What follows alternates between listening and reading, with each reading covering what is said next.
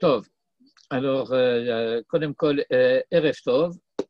Et nous commençons notre étude sur Parashat Haazinu et Shabbat Shuvah. Et nous allons étudier un petit peu un verset de la Parasha et un ou deux versets de la Haftara avec quelques commentateurs, je dirais, classiques, qui sont Rashi et le Malbim. Alors, je vais passer immédiatement en mode de partage d'écran. Il n'est pas nécessaire de faire de longues introductions. Celles qui sont nécessaires, je les ferai en cours de lecture. Bien entendu, comme d'habitude, dès que vous avez une question de compréhension immédiate, soit du texte, soit de l'explication, intervenez tout de suite, n'attendez pas d'avoir été en quelque sorte perdu parce que vous n'avez pas saisi une des articulations. Ce n'est pas un mode d'étude efficace. Alors je passe en mode de partage d'écran. Et où suis-je ?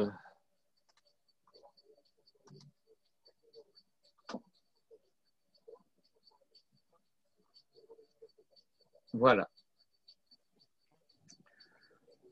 Alors, le verset de la paracha que nous allons étudier un petit peu, c'est le verset 4 du chapitre 32 et qui se trouve au début, relativement au début de la paracha. Hatsur tamim parolo kichol derachav mishpat el emuna ve'en avel Tzadik veyachar hu. Hatsur, on a l'habitude de traduire comme si cela signifiait le rocher, comme nous disons par exemple Tsur Israël vegoalo, ce qui serait une référence, en hébreu on dit un kinouï, une certaine manière de désigner Dieu comme étant un rocher solide auquel on peut s'arrimer, s'accrocher, sur lequel on peut compter. Mais il y a également la possibilité de comprendre Hatsur comme celui qui est le Yotzer, Tsar Tsura. Et donc, et les deux ne sont pas exclusifs l'un de l'autre, c'est-à-dire que cela impliquerait que la raison pour laquelle on peut compter sur lui, si je puis dire ainsi, c'est précisément parce que c'est lui qui nous a formés. C'est lui qui nous a donné la Tsura que nous avons. Et en tant que celui qui nous a donné la tsura que nous avons, Tamim Parolo, son œuvre est, parfois on traduit par parfaite, mais Tamim au sens qu'il n'y manque rien. Il y a une Tmimut, comme Torah Tmima, que son œuvre est tout entière telle qu'elle est supposée être. Ce qu'il fait correspond à ce qu'il veut. Et second hémistiche du verset, il y a une raison à cela. Ce n'est pas exactement le second hémistiche du verset, c'est le deuxième quart du verset, parce que l'hémistiche est à la fin et c'est un verset qui est un peu long. Kichol de Rachav Mishpat, car toutes ces voix sont, je traduirai d'une manière un petit peu formelle, légales. légitime, juste. Mais le verset ne dit pas tzedek, il dit mishpat. À savoir que toutes ces voies, ces conduites, sont la conséquence d'un jugement.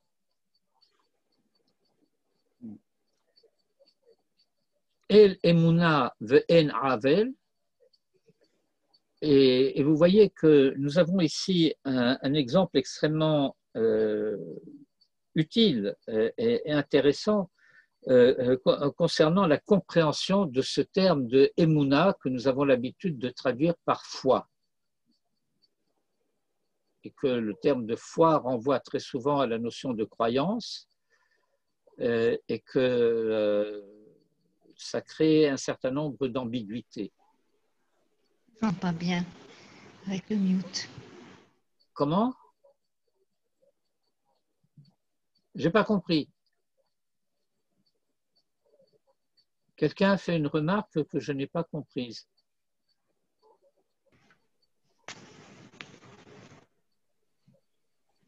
Myriam?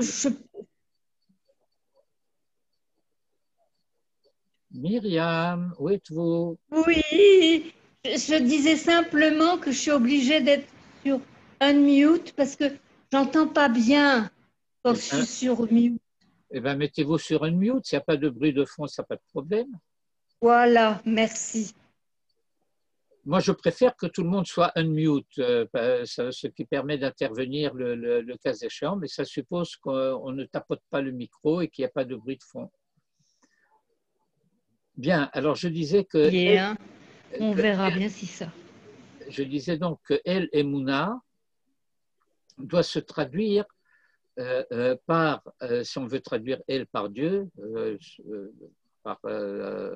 pour simplifier un petit peu les choses, on ne peut pas dire que c'est un Dieu qui a la foi, mais ça veut dire que c'est un Dieu sur qui on peut compter en ce sens-là qu'il est fiable. Et donc, lorsque nous parlons de notre émouna à nous, eh bien, il faut comprendre que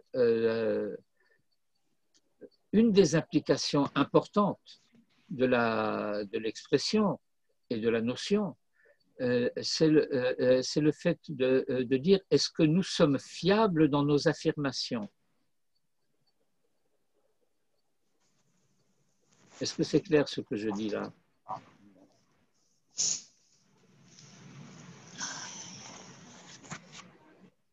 Vos réactions silencieuses me remplissent d'effroi. Est-ce que vous pouvez développer? Mais pourquoi vous ne réagissez pas tout de suite s'il y a un problème?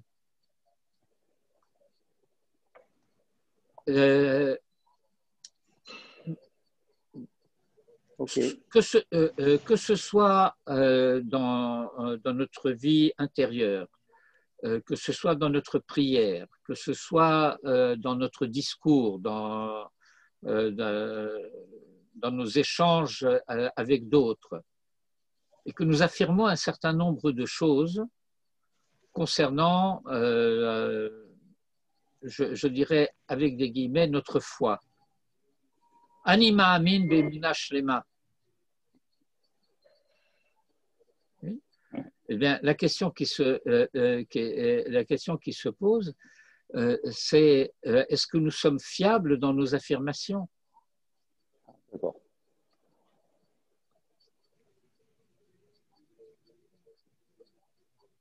Bon, je ne veux pas trop développer ce sujet parce que c'est un sujet pour lui-même et c'est énorme, mais il faut prendre en compte que on ne peut absolument pas traduire anima amin par je crois.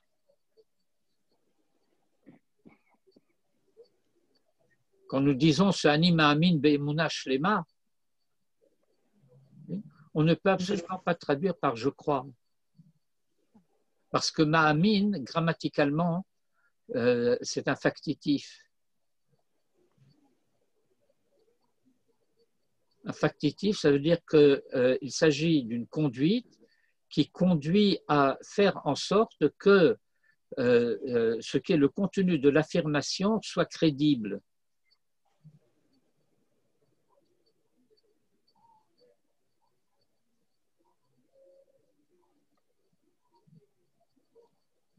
Donc, El Emouna ve'en avel est point d'iniquité. Sadik ve'yachar hu, il est juste et droit. Et donc se posera éventuellement la question, je dis éventuellement, de savoir qu'est-ce que ça veut dire tzadik et qu'est-ce que ça veut dire yachar. Qu'est-ce qui est impliqué par le fait de dire il est juste et qu'est-ce qui est impliqué par le fait de dire il est droit. Alors nous passons, si jusqu'ici vous n'avez pas de remarques sur ce que j'ai expliqué ou essayé d'expliquer sur le pshat du verset lui-même, nous entrons dans le commentaire de Rashi. Je suis désolé, j'étais un petit peu pris par le temps. Je n'ai pas eu le temps donc de m'occuper de la ponctuation du commentaire de Rashi comme je le fais d'habitude. Hatsur Tamim Parolo. Et Rashi explique.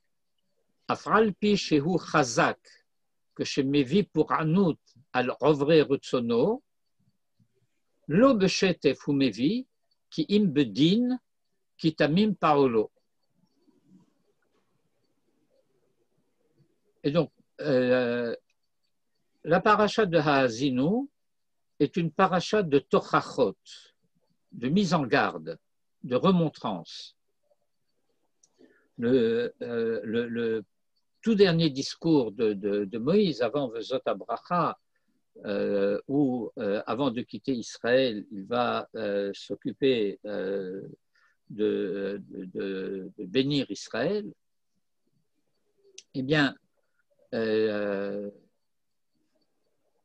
bien entendu, étant donné qu'un certain nombre de reproches vont être formulés, eh bien, il va de soi que ces reproches ne seront pas seulement des reproches verbaux, les conduites sont suivies de conséquences. Vous avez dans le commentaire de Rashi un terme qui est pouranout. On a l'habitude de traduire pouranout par châtiment.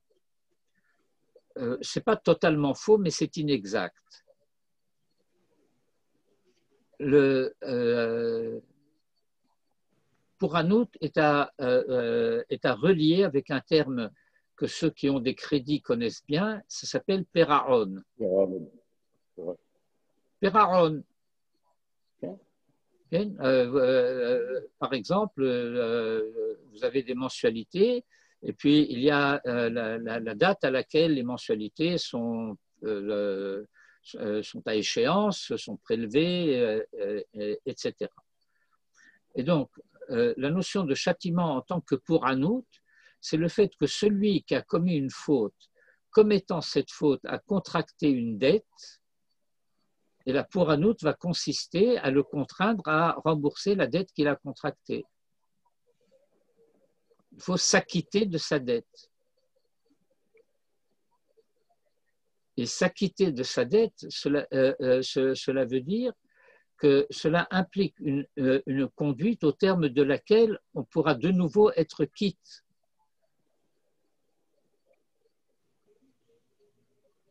Et donc, Rashi explique, Afalpi shu chazak, c'est-à-dire qu'il est fort, ça veut dire qu'il est rigoureux, que chez Mevi pour Anout al rovre rutsono, ça veut dire que lorsque s'exerce cette, comment dirais-je, j'aurais presque tendance à dire en termes juridiques Hotza'a Lapoal.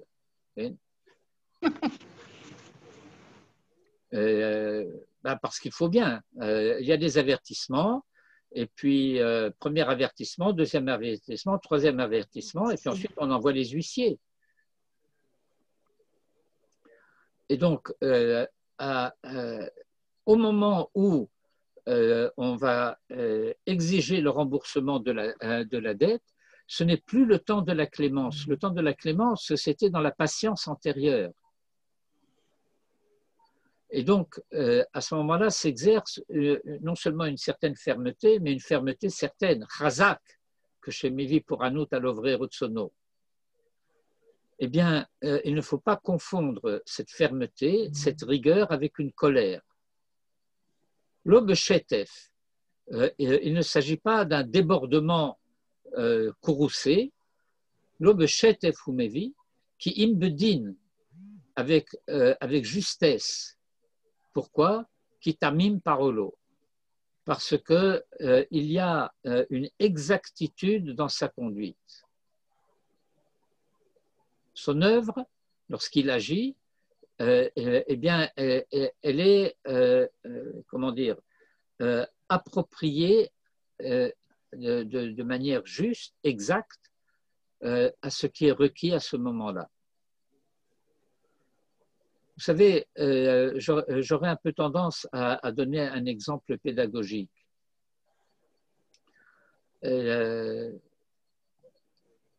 Surtout avec les enfants quand ils sont encore assez petits, quand l'enfant est ce qu'on appelle bar chinour. Plus tard, c'est autre chose. Mais quand il est bar chinour, eh bien, il est extrêmement important, et les enfants ont une sensibilité totale à cet égard, que la sanction, lorsqu'elle doit s'appliquer, soit mesurée exactement à la gravité de l'écart de conduite. Et dans ce domaine-là, les enfants ont une jauge extrêmement sensible. Est-ce que vous comprenez ce que je dis? Oui, oui. Bien. Et donc, étant donné que nous ne sommes pas des enfants, et c'est dommage, bien qu'on nous appelle Bené Israël et Benot Israël également, eh bien, on a un peu oublié cette dimension, non pas infantile, mais enfantine, et par conséquent, on n'est pas toujours à même de pouvoir saisir, comprendre la justesse de la rigueur quand la rigueur s'exerce. Et par conséquent, la Torah doit nous rassurer à cet égard. Hatzur tamim parolo. Et pourquoi? Kichol de rachav mishpat. Afalpi sheu chazak she mevi pour anout al rovre retsono, lo beshetef ou mevi, ki imbedin, ki tamim parolo. S'il n'y a pas de questions sur ce Rashi, je continue. Je continue. El Emouna. Qu'est-ce que ça veut dire El Emouna? Le Shalem, le Tzadikim, Tzidkatam, le Olam Haba. Ce que j'expliquais tout à l'heure dans la traduction, que El Emouna, il faudrait le comprendre, et c'est un sujet d'étude pour lui-même, nous ne rentrerons pas dans les détails. Pourquoi ce n'est pas comme ça que c'est dit, comme je vais dire que cela pourrait être dit? Parce que le sens de El Emouna ici, ça veut dire Ne'eman. Fiable.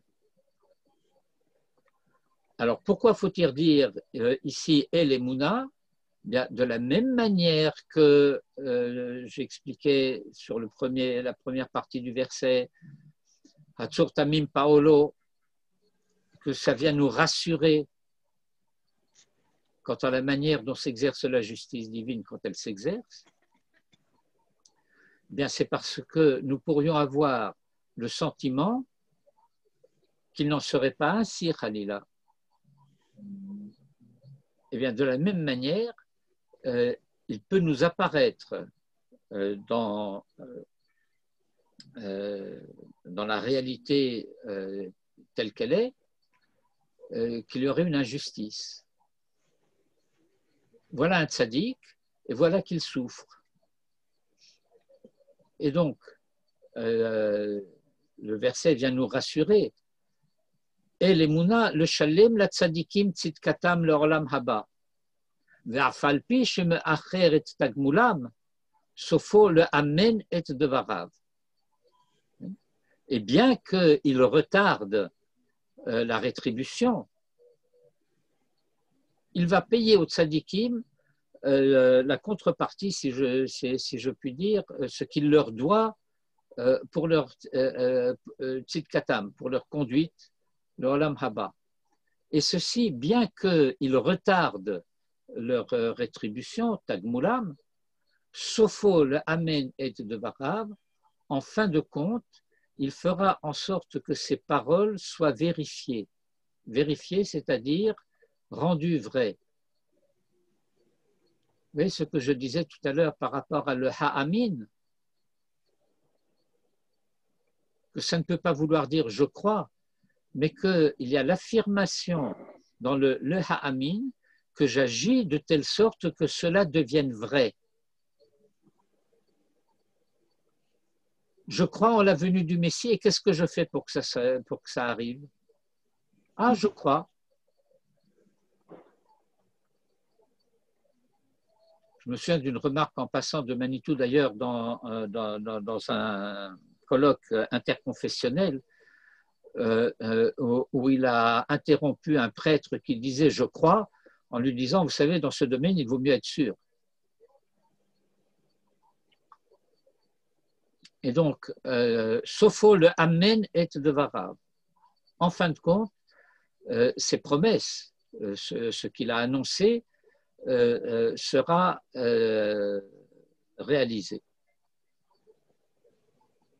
Ve'enavel, il n'y a pas d'iniquité. Parce que de la même manière que ce qui est dit à propos des tzadikim, que Elemuna le Shalem la tzadikim, Af l'irsha'im, Meshalem schar tzidkatam ba'olam hazeh.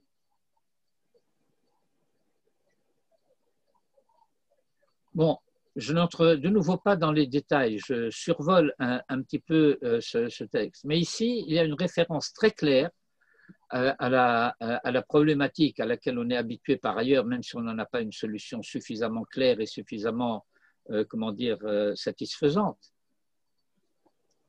Que Tzadik veralo, Racha vetovlo, eh bien c'est parce que Tzadik veralo, Meshalem tzidkatam leolam haba, Racha vetovlo, parce que Meshalem tzidkatam baolam hazeh. Les méchants, si je puis dire, même quand ils sont méchants, ça ne veut pas dire qu'ils n'ont jamais rien fait de bien. Alors le bien qu'ils ont fait, ils en ont la rétribution en ce monde. Et par conséquent, on a l'impression qu'il y a injustice. Voilà que le méchant réussit. Et le contraire pour le tzaddik. Alors ces versets viennent nous dire « Elemuna ve'enavel ». Maintenant, la fin du verset, tzaddik. Comment vous traversez Avel? Comment vous traduisez Avel? J'ai déjà traduit 2 fois iniquité. Ah oui, iniquité. Ce qui est le contraire de l'équité.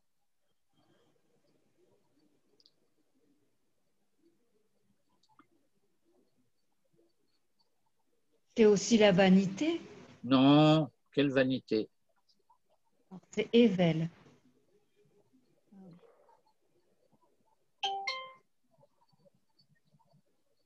Je n'ai pas compris comment vous arrivez à ça.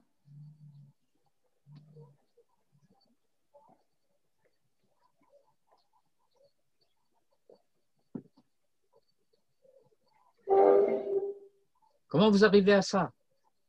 Mais non, simplement Evel, je me suis trompée. C'est pas le même, vanité et ce Evel.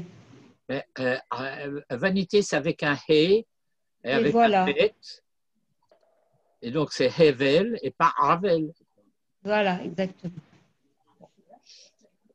Alors, la fin du verset, Tzadik veyachar hu, c'est le fait que, en quelque sorte, en réponse à l'affirmation du verset, Hatzur Tamim Parolo Kichol de Rachav Mishpat Elemuna Ve'en Avel, c'est nous qui répondons Tzadik Ve'yashar Hu. Hakol Matzdikim Alehem et Dino, que tous reconnaissent la justice de son jugement, Vekar Raoui Ve'yashar Lahem, et c'est cela qui, en toute droiture, leur convient à chacun. Tzadik mipi haberiot ve'yashar hu ve'ra'ui lehatzdiko.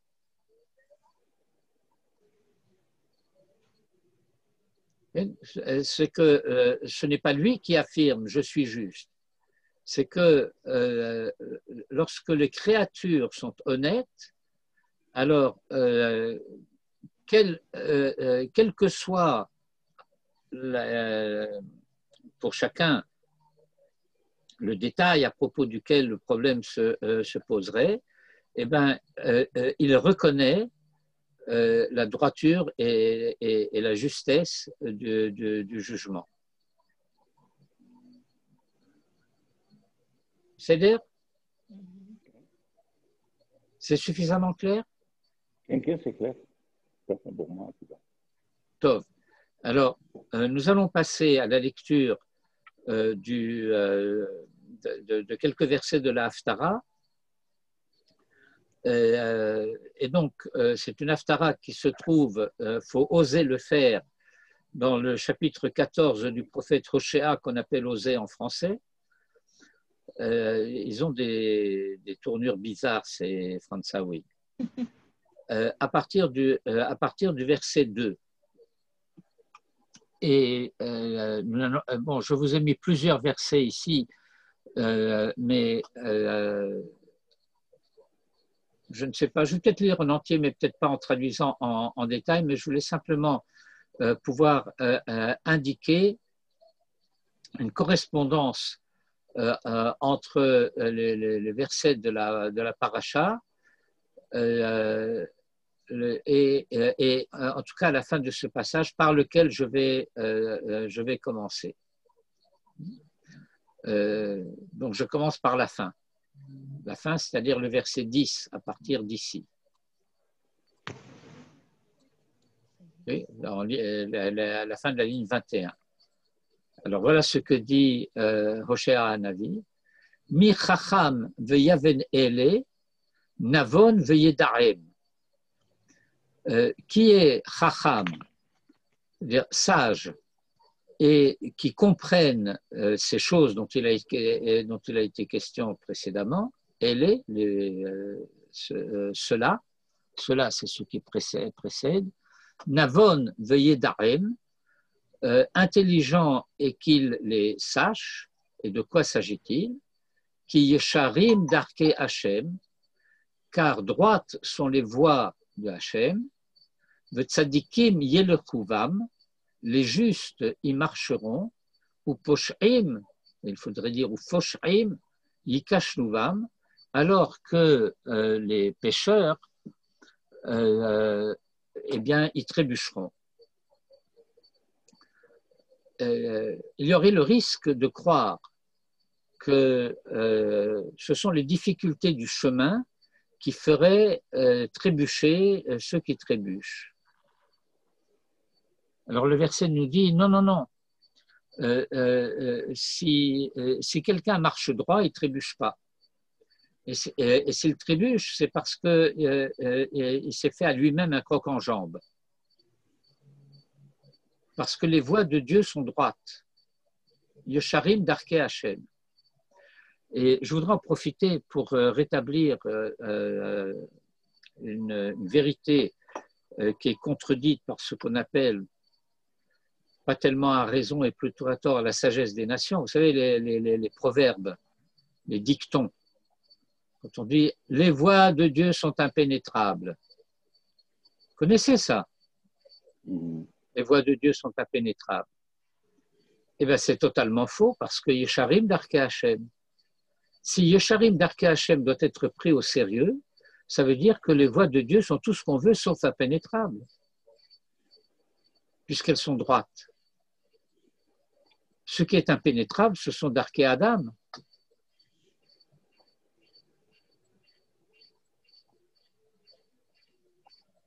J'expliquerai un tout petit peu plus tout à l'heure. Et donc voilà, les voies de Dieu sont droites. Et les justes qui marchent sur les voies de Dieu, eh bien, ils y marchent d'un pas assuré.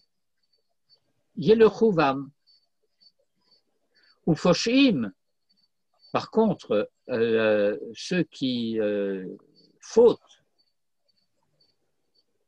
et ici, Poshim, c'est un terme très précis du point de vue de la langue.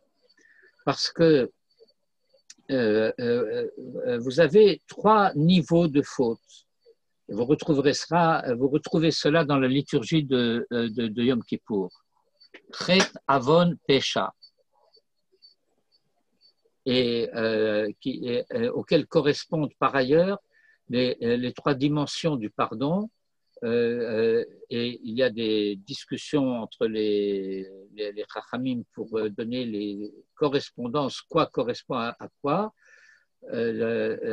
Slicha, Mechila et Kapara.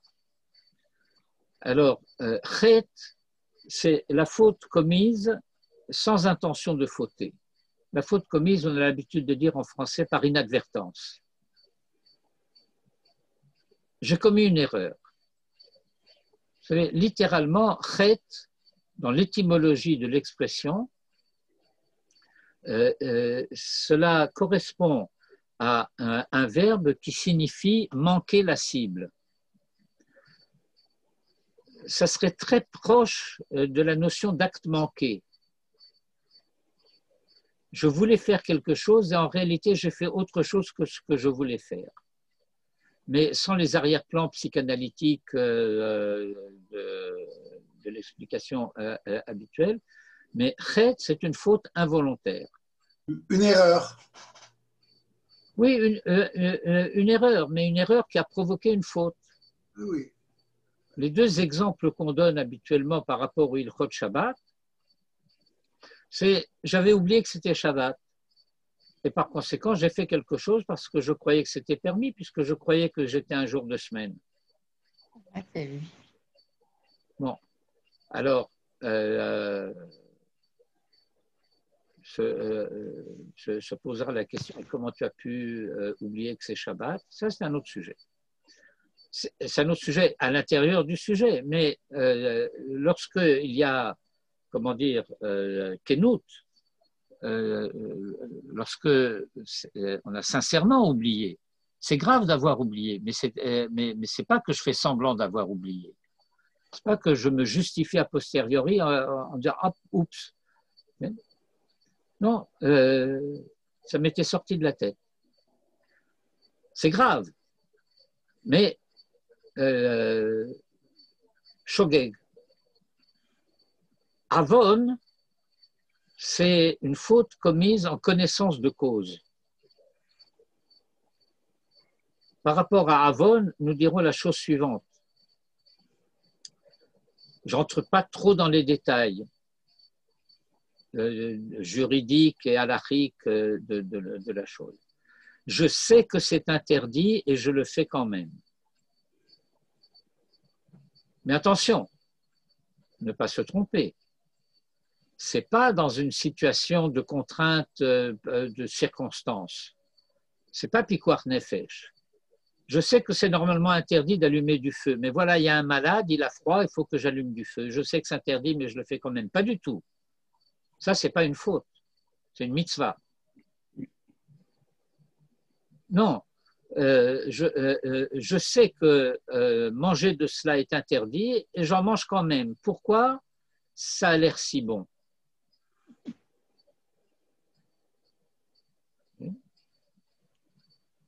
On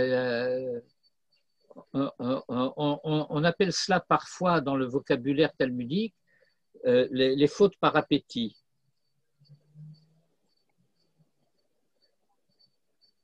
Chet le te'avon.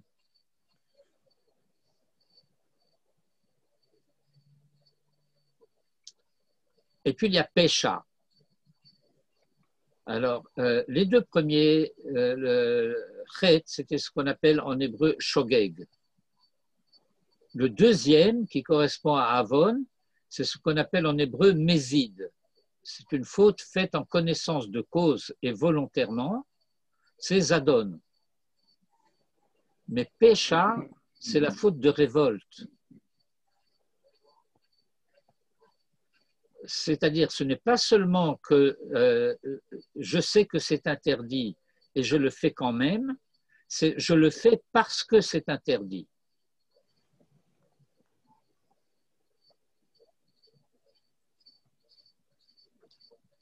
Ça s'appelle parfois, dans le vocabulaire de l'hébreu talmudique, le hachis, c'est-à-dire la faute que quelqu'un commet pour mettre Dieu en colère, pour provoquer la colère de Dieu. Alors faites bien attention, dans ces trois cas de figure, il s'agit de quelqu'un dont on ne va pas dire il a fait ça, il se conduit de cette manière parce qu'il s'en fout et qu'il ne croit pas à la vérité de la Torah, il ne croit pas en Dieu, tout ça pour lui c'est des foutaises. Pas du tout. Dans les trois cas, il s'agit de quelqu'un qui sait que la Torah c'est la Torah et que Dieu c'est Dieu.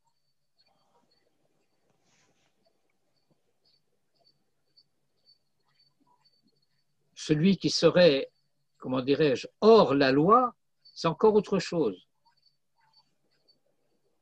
Manito avait l'habitude de dire par rapport à cela, il n'y a que les tzadikim qui fautent. Parce que pour qu'il y ait faute, il faut qu'il y ait reconnaissance de la loi. Et donc, lorsque le verset dit de manière très précise, Ufosh'im yikashluvam, eh bien, il vise précisément cette catégorie de personnes qui, parce que précisément Yesharim d'Archea Hashem, c'est parce que Yesharim d'Archea Hashem qu'ils y trébuchent. Parce que la faute qu'ils commettent, c'est parce qu'il y a eu commandement. Et vous voyez de quelle manière cela rejoint le début de notre passage dans la paracha.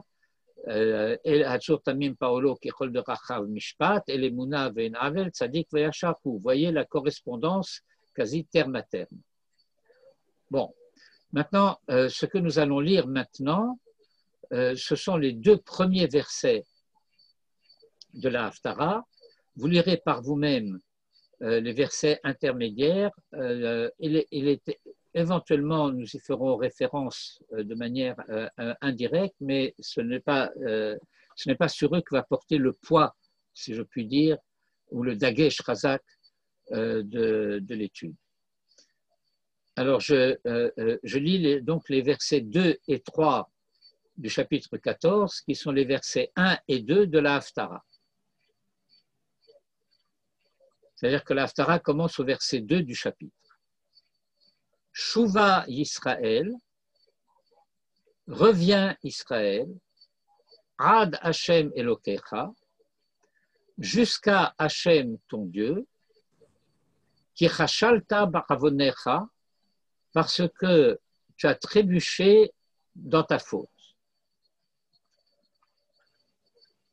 Là encore, de la même manière qu'à la fin du passage, nous avions Pesha et que nous avons expliqué que Pesha, ça veut dire la révolte, c'est la conduite du rebelle.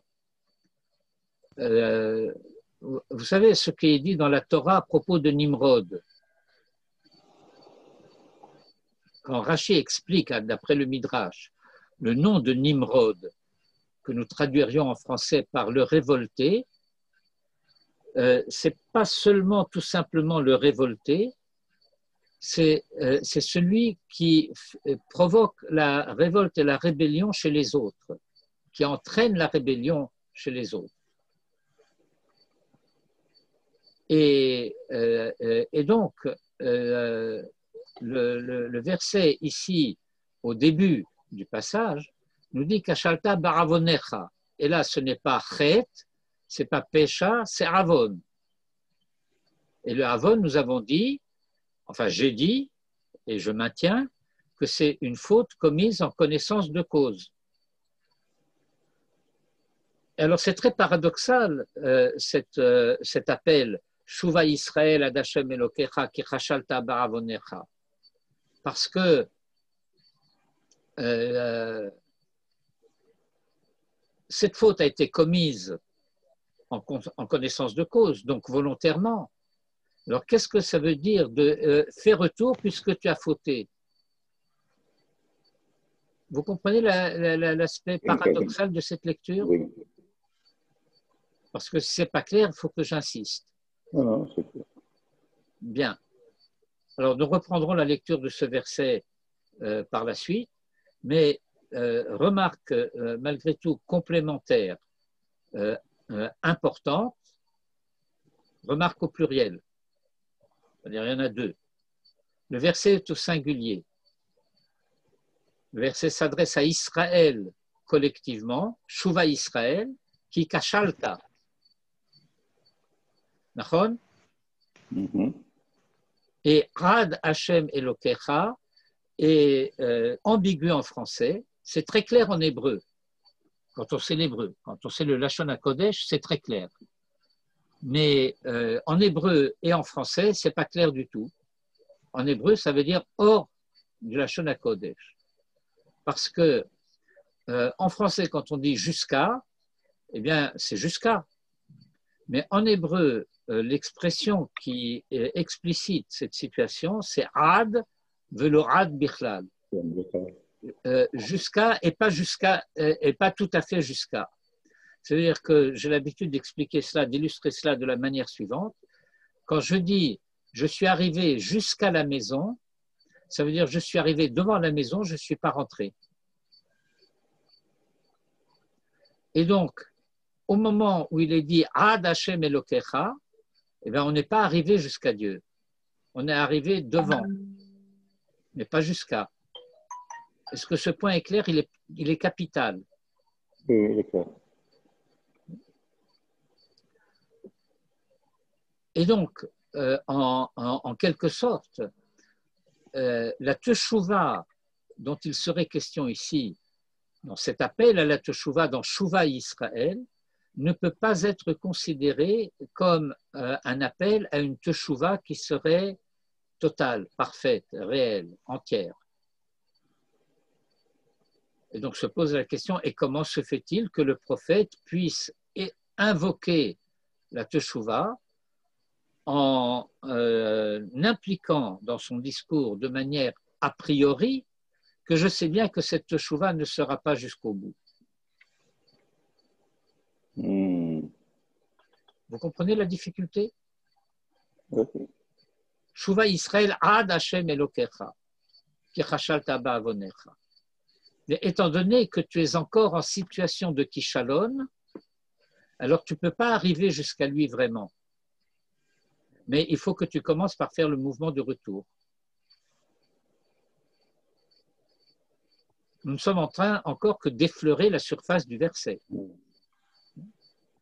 Le verset 3, maintenant, je fais la remarque a priori de la lecture. Vous notez immédiatement qu'il est au pluriel. Kechu imachem devarim.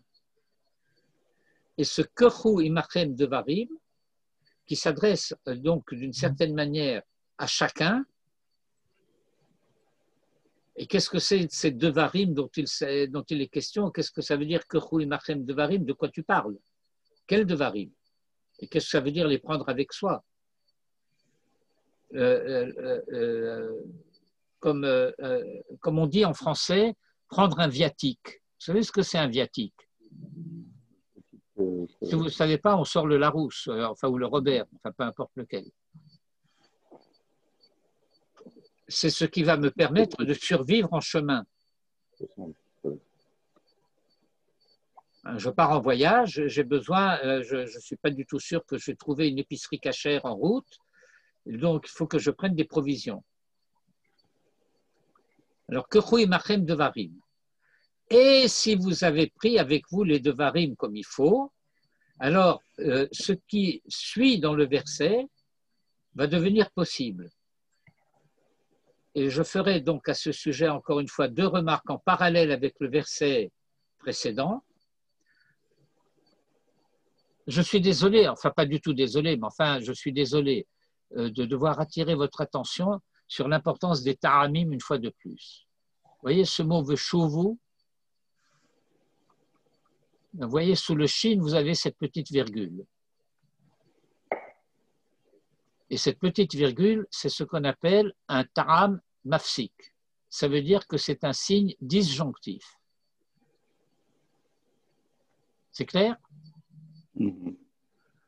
Ce même signe disjonctif, vous l'avez à la ligne précédente sur ad.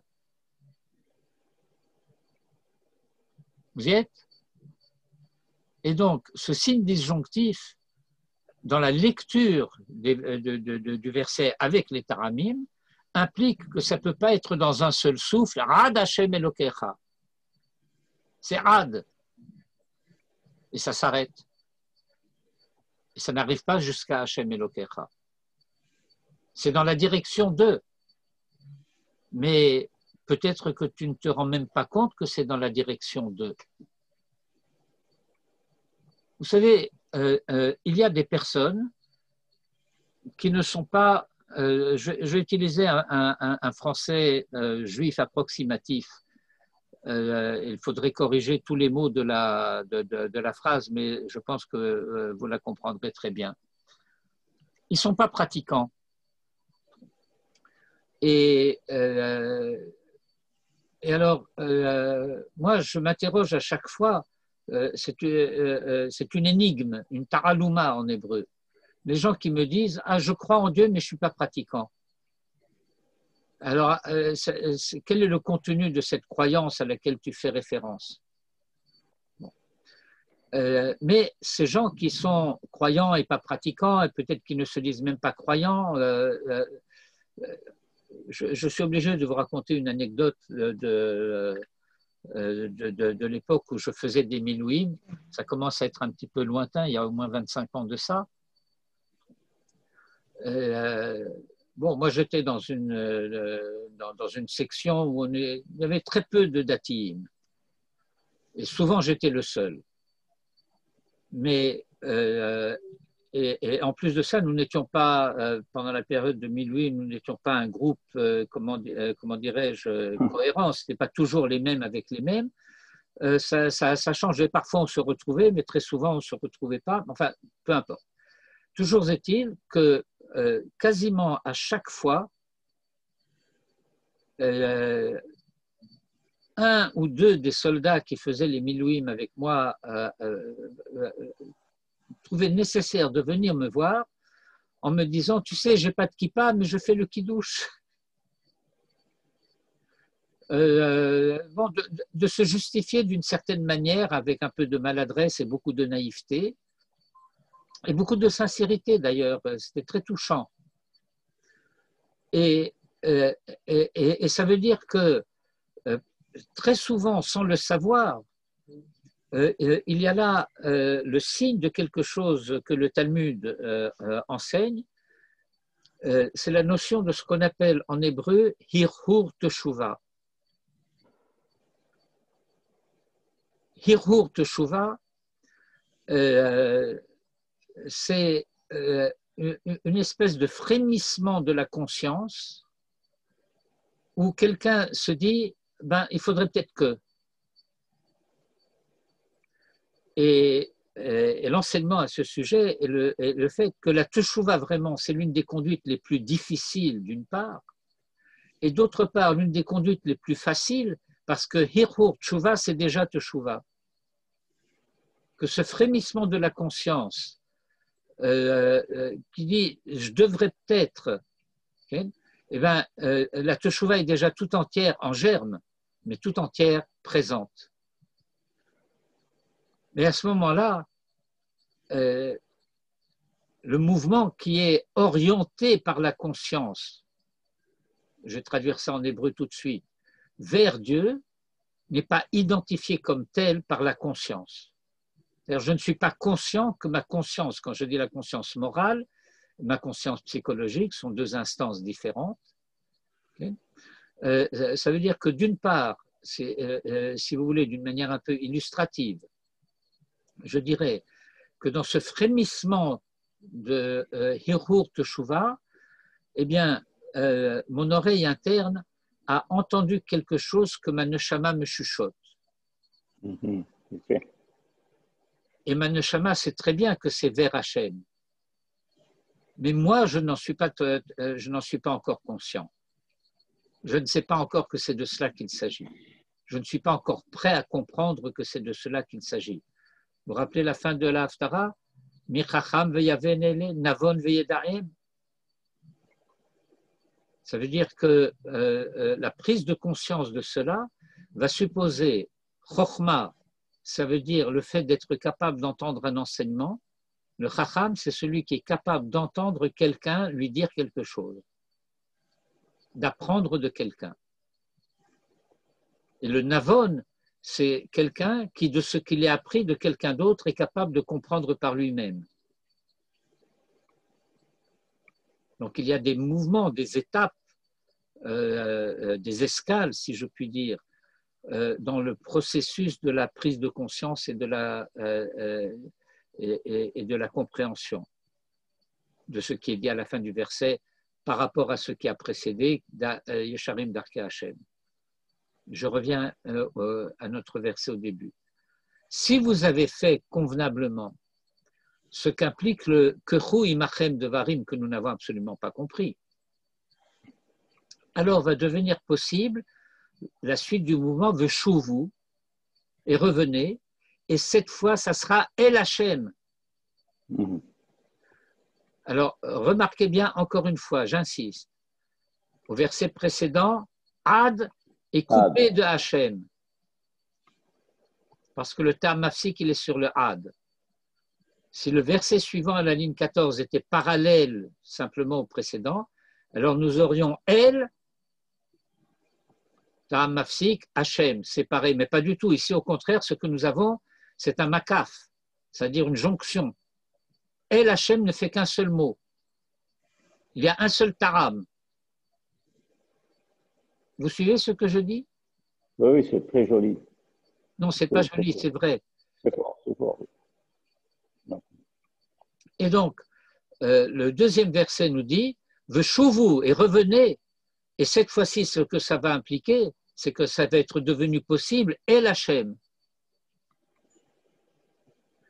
Et la suite du verset Imru elav kol tisa'avon vekartov uneshalma farim sofatenu, eh bien, cela va relever de ce qu'on appelle dans le vocabulaire de la halacha, si vous voulez, le vidouille indispensable pour que la teshuva soit authentique.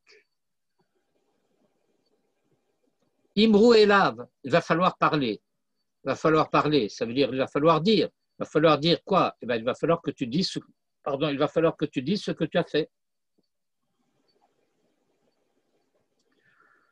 Et si tu fais ce mouvement de la teshuva qui implique le vidouille, alors tu vas avoir, comment dirais-je, la possibilité d'expérimenter, de faire l'expérience existentielle de qu'est-ce que ça veut dire quand on dit de Dieu qu'il est Nosé Avon. Vous connaissez l'expression Nosé Avon? Vous connaissez les Shloshis Midot?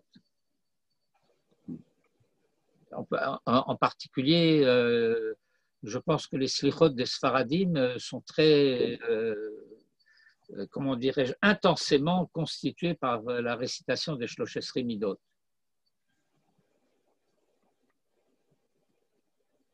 Shem el Rachum v'Chanun el Rechapayim v'Afchesed v'Emet Nosé Avon v'Over al Peshal. 26 fois. 26 fois pendant Kippour. Oui. Shem Havaya. Alors, qu'est-ce que ça veut dire Tissa Avon? Bon, il faut faire attention à ne pas comprendre de travers.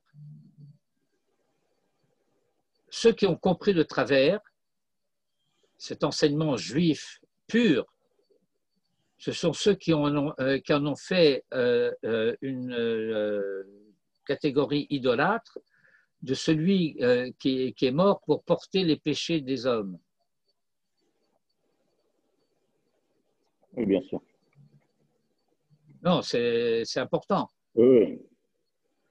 Alors, avant d'expliquer ce Tissa Avon et ce Nosé Avon pour soi-même, je vais vous rappeler un Rashi qui se trouve sur le début de la Genèse, au chapitre 4 de la Genèse, dans l'épisode de Caïn et Abel. Ah, ok. Et bon, Caïn a tué Abel et Dieu l'interpelle. Et alors, il y a une espèce de prise de conscience à retardement chez Caïn. C'est le drame de tout rachat qui découvre la moralité après la faute. Chez qui l'acte mauvais n'a pas consisté à transgresser une valeur reconnue précédemment comme telle, mais qui reconnaît la valeur après avoir fauté. Et c'est un drame de conscience épouvantable. C'est de cela que nous parlent les versets de Caïn et Abel là-bas. Et alors, dans le cri de désespoir en quelque sorte de Caïn à ce moment-là, il dit Gadol avoni mineso. Et le pshat direct, c'est le fait que Caïn dit eh bien, ma faute est trop lourde pour être portée. Mais le Midrash que Rashi va citer lit de manière différente. De manière différente, c'est-à-dire qu'il lit exactement de la même manière, mais en mettant un point d'interrogation au bout. Ma faute est-elle trop lourde pour être supportée? C'est-à-dire que Caïn s'adresse à Dieu et Dieu dit bon, j'ai fauté, j'ai fait le mal, tu ne veux pas supporter? Elle est trop lourde pour toi, ma faute? Tu supportes le monde entier et ma faute, tu ne peux pas la supporter? Et alors, la réponse de Dieu dans le Midrash que rapporte Rashi, c'est de lui dire moi, le monde entier, je le supporte. Ta faute, porte-la tout seul. Et donc, le fait de dire qu'il est nosé avon, cela ne signifie pas du tout qu'il y aurait une espèce de clémence aveugle de Dieu. On absout les péchés avec quelques formules pieuses et ça suffirait. Alors, qu'est-ce que ça veut dire lorsque, si nous voulons comprendre ce que ça veut dire qu'il est nosé avon? Il faut comprendre qu'il est nosé avon uniquement dans le contexte et dans le cadre du geste de la teshuva de la part de l'homme. Est-ce que c'est clair? Oui. Donc, voilà, simplement à titre d'orientation de la réflexion. C'est-à-dire, j'ai commis une faute. En l'occurrence, c'est une faute volontaire. Volontaire, c'est-à-dire avon, c'est-à-dire zadon, c'est-à-dire conscience d'avoir commis une faute et d'avoir su que c'était une faute et de l'avoir fait quand même. Bien, pourquoi j'ai fait une faute? Et il faut bien comprendre ici l'importance de l'explication, de l'insistance que je mets à dire je le savais et je l'ai fait quand même. Dans la dimension du Ravon. Et j'ai expliqué tout à l'heure que traditionnellement, on désigne cela parfois comme étant une faute commise volontairement mais par appétit. C'est-à-dire, ce n'était pas pour mettre Dieu en colère, ça c'est pécha, c'est le hachis, karas, le hachis. c'est parce que c'est interdit que je le fais, ça c'est pécha. C'est le seul terme qu'on pourrait presque traduire par péché, ne serait-ce qu'à cause de l'assonance. Mais Ravon, eh bien, c'est quelque chose qui est une faute, comment dirais-je, que je sais que c'est interdit. Je reconnais la justesse des raisons pour lesquelles c'est interdit. Mais je le fais quand même. Je pourrais presque dire, il y a en moi deux volontés en quelque sorte contradictoires. Une volonté par laquelle je veux faire le bien et une volonté par laquelle je veux faire le mal, en connaissance de cause. Alors pourquoi y a-t-il une volonté de faire le mal? Eh bien, c'est que la notion de mal est elle-même ambiguë. L'ambiguïté de la notion de mal ne peut se comprendre vraiment, me semble-t-il, qu'à partir d'une définition de la différence qui existe entre ce que j'appellerais le mal moral et le mal naturel. La notion de mal s'entend dans la tradition juive comme correspondant au désir, si vous voulez, d'une hana'a. Une hana'a, c'est une jouissance. Et cette jouissance, elle peut être de n'importe quel ordre. Elle peut être physique, elle peut être esthétique, elle peut être morale, elle peut être intellectuelle. Il peut y avoir une jouissance correspondant à chacun des niveaux de conscience, à chacun des niveaux de l'être, comme aurait dit Eliane Amado, Aléa Shalom. Or, ces différents niveaux de l'être, ces différentes exigences de jouissance, eh bien, ce n'est pas moi qui en ai décidé. Là intervient le premier terme du passage que nous avons lu dans la paracha, Hatzur Tamim Parolo. Hatzur, entendu non pas comme le rocher, mais le Yotzer. C'est lui qui m'a fait tel qu'il m'a fait. Tel qu'il m'a fait, il m'a fait avec des tendances, des besoins, des instincts, des pulsions, tout ce que vous voulez. Ça, je ne me suis pas, moi, fabriqué comme ça.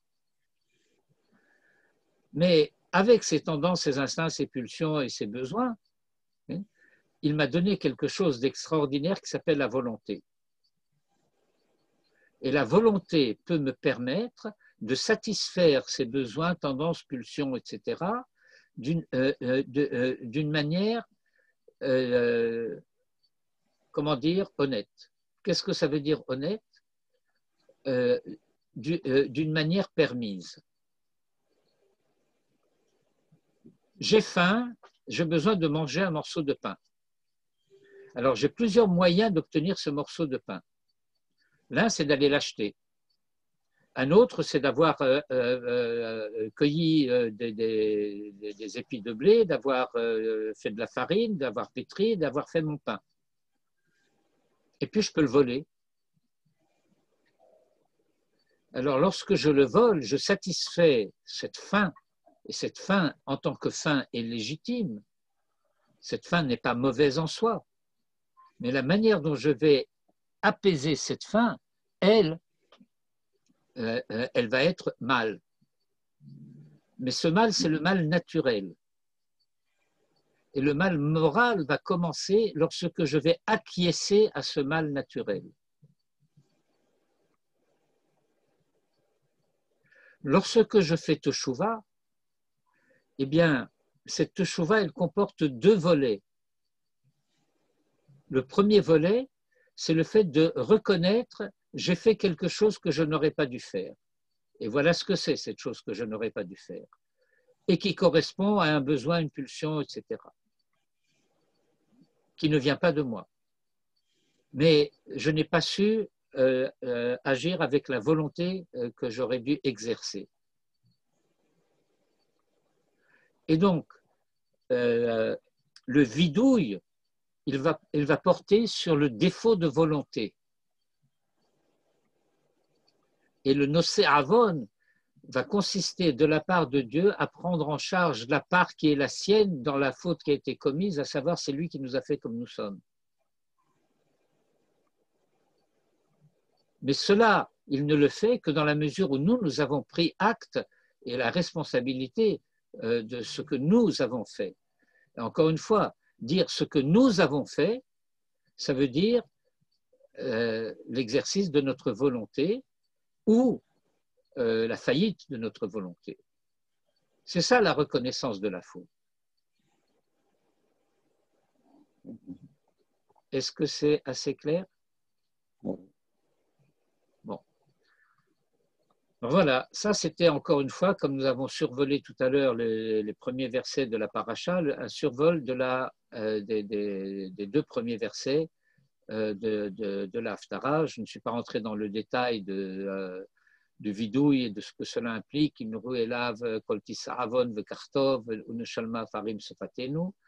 Mais je passe aux commentaires de Rashi et il me restera quand même quelques minutes. On a commencé aussi en retard pour le Malbi. C'est quoi Devarim? Karim Devarim? Pas de Valim, de Varim. Oui, c'est ce que j'ai dit. Oui, ben c'est bien très exactement ce que j'ai dit, que nous ne savons pas ce que c'est. Ah bon, je pensais que tu nous réserves. Ok, très bien. Non, c'est-à-dire que j'ai réservé le contenu. C'est-à-dire, le prophète nous dit que Hui Machem de Varim. Alors, lesquels? De quoi tu parles? Qu'est-ce que je dois prendre? Qu'est-ce que c'est ce viatique que je vais prendre avec moi? Alors, si je défriche un tout petit peu et que je mets cela en parallèle avec la suite du verset, avec une incise au milieu, Veshuva et Lachem, ça veut dire que les deux varim que je vais prendre avec moi quand je vais me présenter devant Hachem, ça sera précisément les dvarim du vidouille. Okay. Bon, mais ça ne se résume pas et ça ne se réduit pas à cela. Et je ne suis pas rentré non plus dans le détail de cette tournure un peu complexe. Intuitivement, on peut en comprendre un petit peu quelque chose, mais enfin, il faut avoir quand même déjà prêté l'oreille et c'est quand même pas très clair. Kol tisa'avon vekartov ou neshalma farim sefatenu. Bon, neshalma farim sefatenu, ça nous y sommes plus habitués parce que c'est une formule de la tfila dans laquelle nous exprimons le fait que les paroles que nous allons prononcer vont venir non pas pour remplacer, mais en place des sacrifices que nous ne pouvons pas apporter. Il ne les remplace pas. Il n'y a pas substitution de la tfila au korbanot. Mais nous ne pouvons faire que ce que nous pouvons faire. Bon.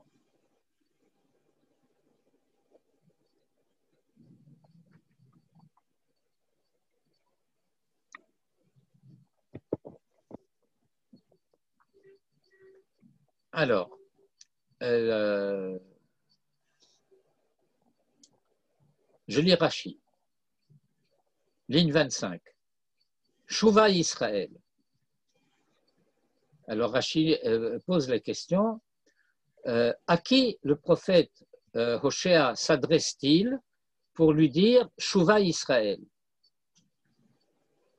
Eh bien, Shuvah Israël s'adresse, dit Rashi, Oto Israël, cette partie du peuple d'Israël, chez Be'eretz Yehuda. Après le règne de Salomon, il y a eu le schisme. Et le schisme, ça a été le partage d'Israël entre le royaume du sud qu'on appelait Malchut Yehuda et Eretz Yehuda, parce qu'il était majoritaire, et le royaume du nord, qu'on appelait d'ailleurs Malchut Israël et Malchut Shomron. Mais voilà qu'après la destruction du royaume du Nord par les Assyriens, Sénachérib et compagnie, eh bien, Israël, en tant que peuple, s'est trouvé réduit aux 2 tribus et demie du royaume de Juda, Yehuda, Binyamin, Chatzi Shevet Menaché, la moitié de la tribu de Manassé, et les Kohanim et les Léviim qui résidaient dans cette région, dans cette partie du peuple. Il faut savoir malgré tout qu'il y avait à titre individuel des familles de toutes les tribus qui résidaient dans cette partie du territoire d'Eretz Israël qu'on appelle Eretz Yehuda. Et donc, Rashi explique, Shuvah Israël, quel Israël? Cet Israël qui est Eretz Yehuda. Et donc, ce Israël qui est Eretz Yehuda, auquel le prophète s'adresse, eh bien, c'est un Israël qui est tangent.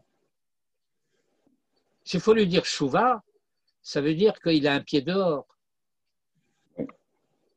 Et donc, pourquoi faut-il lui dire remets les pieds là où il faut? Tzadikim Yelochuvam. Pen Yikre Etrem que Shomron, afin qu'il ne vous arrive pas ce qui est arrivé à Shomron. À Shomron, c'est-à-dire au royaume du Nord. Le Chach Nismechu Ha'inyanim. Et c'est la raison pour laquelle les sujets sont contigus. C'est-à-dire qu'on va parler de ce qui est arrivé à Shomron et puis on va dire à Israël, reviens, ne t'en va pas trop loin, enfin, etc.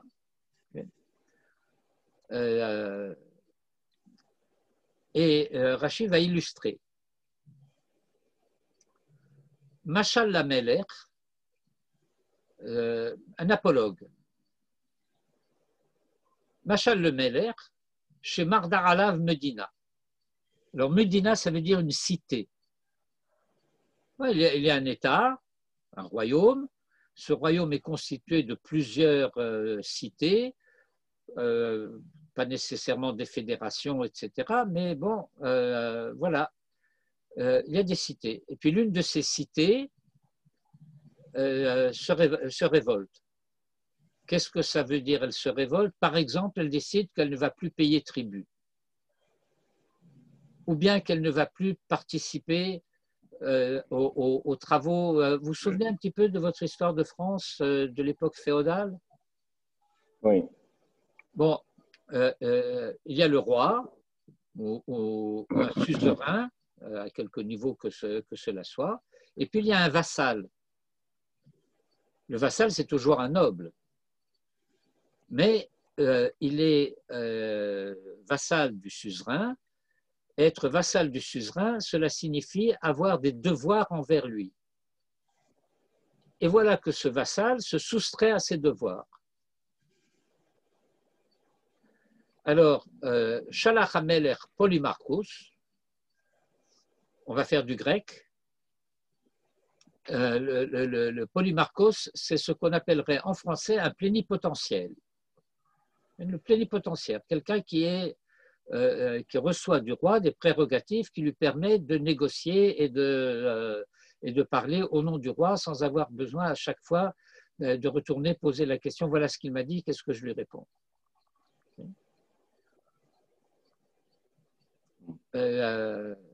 Et donc, le roi envoie contre cette cité rebelle un général en chef, enfin un Polymarchos, et lui dit détruis-la.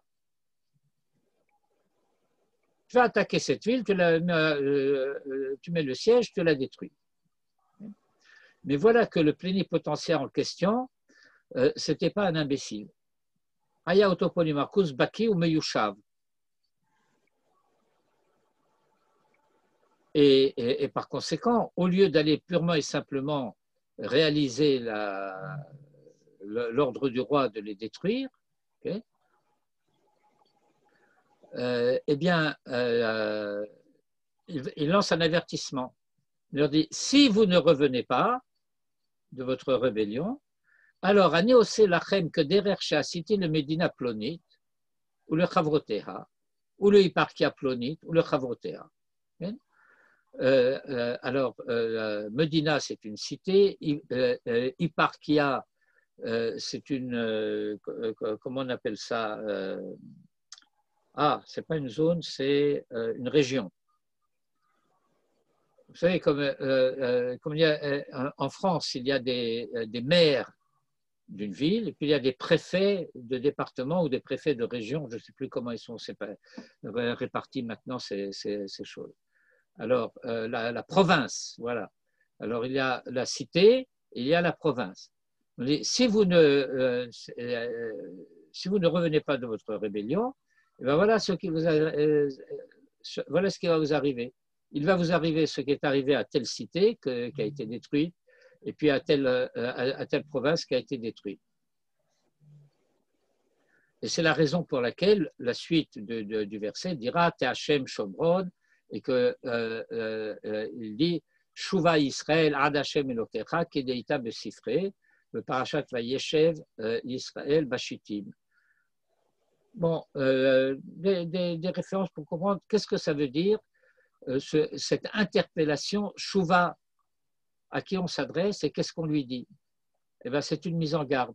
Il est temps que tu prennes conscience et que tu reviennes. Et qu'est-ce que ça veut dire Ad Hashem Elokecha? Tane Beshem Rabbi Meir. On a enseigné au nom de Rabbi Meir, Shuva Yisraël, reviens Israël, Be'od Shehu Hashem Bemidat Arachamim. Fais retour aussi longtemps que sa relation à toi, pas ta relation à lui, mais sa relation à toi est de la nature de Hashem, c'est-à-dire le Bemidat Arachamim. Et si tu ne reviens pas à temps, Ve'imlav, Elohecha Midat Hadin. Et pourquoi Ad? Parce que si tu as laissé le temps à la Midat Hadin de s'imposer, vous vous rappelez ce qu'on a vu au début de la paracha dans l'explication du verset? À un certain stade, la Midat Hadin s'exerce. Alors pourquoi Ad dans ce pshat-là? De là, Yit'amed, Sanegoria, Catégoria. Parce que l'avocat de la défense ne peut pas devenir accusateur et que l'accusateur ne peut pas devenir avocat de la défense. De lo Yit'amed, Sanegoria, Catégoria. Donc, dans la syntaxe araméenne, ça veut dire le catégore, qui veut dire l'accusateur, comment on dit ça, le procureur, ne peut pas devenir le défenseur, l'avocat. Et la fin du verset, Kichashalta baravonecha. Alors il dit Kichashalta, qu'est-ce que ça veut dire Kichashalta? Et Rashi explique Ba'ulecha mircholim ba'ad avonecha. Et donc, le pshat immédiat consisterait à dire que Kashalta serait une explicitation de Avonecha. Qu'est-ce que c'est ce Avon? Eh ben, c'est une chute. Tu t'es cassé la figure par ta faute.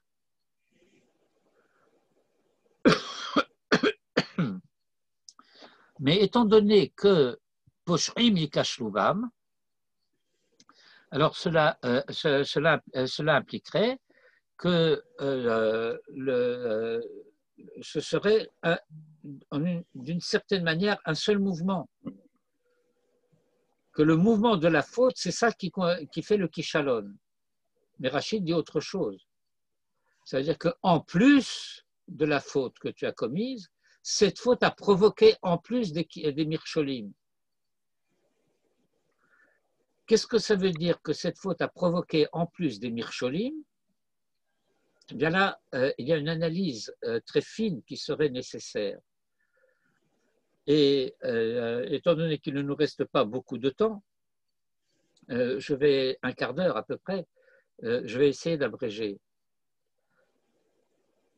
Ça veut dire que il y a, on va supposer en tout cas, dans ce réveil de la conscience de celui qui a commis la faute, quelque chose qui, si on en restait là, serait tragique. Parce que le sentiment de la faute va induire le sentiment d'une indignité, et le sentiment de cette indignité va être lui-même ce qui va empêcher la possibilité de la teshuva.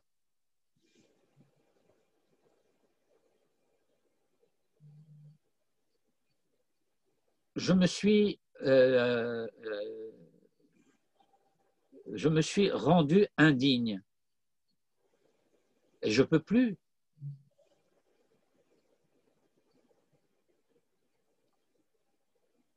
Vous savez, un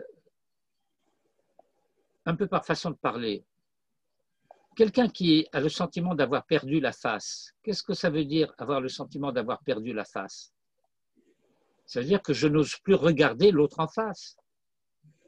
Et non seulement je n'ose plus le regarder l'autre en face, mais je n'ose pas faire quoi que ce soit qui fasse que lui puisse me voir. Je vais aller me cacher.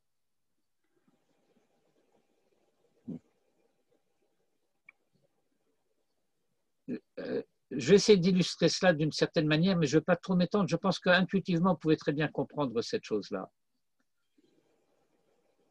Quelqu'un a fait une faute, peu importe laquelle. Mais Avon, pas Gaga, Avon, il a fait une faute. Il sait que c'est une faute.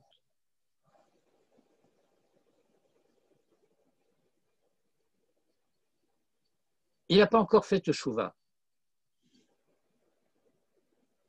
Alors maintenant, conscient de cette faute, est-ce qu'il va se permettre de se présenter à la synagogue devant Dieu et de prier? J'ai fait une faute, est-ce que je peux faire la Kriyat Shema? Est-ce que je ne suis pas hypocrite en faisant la Kriyat Shema après avoir fait une faute?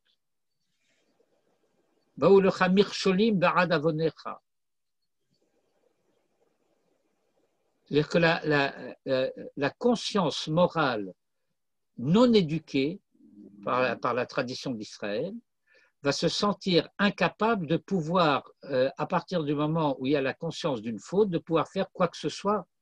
Et il va y avoir des fautes qui vont s'accumuler parce que je vais avoir le sentiment que je n'ai pas le droit. Comment est-ce que je peux faire le kidouche du vendredi soir alors que je suis, comment dirais-je, je me sens impur?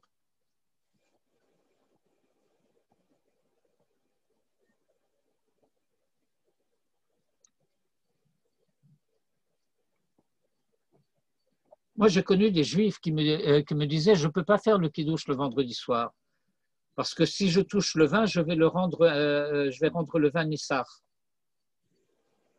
puisque je ne suis pas shomer Shabbat comme il faut. Alors, non seulement tu n'es pas shomer Shabbat, mais en plus de ça, tu ne vas même pas faire le kidouche.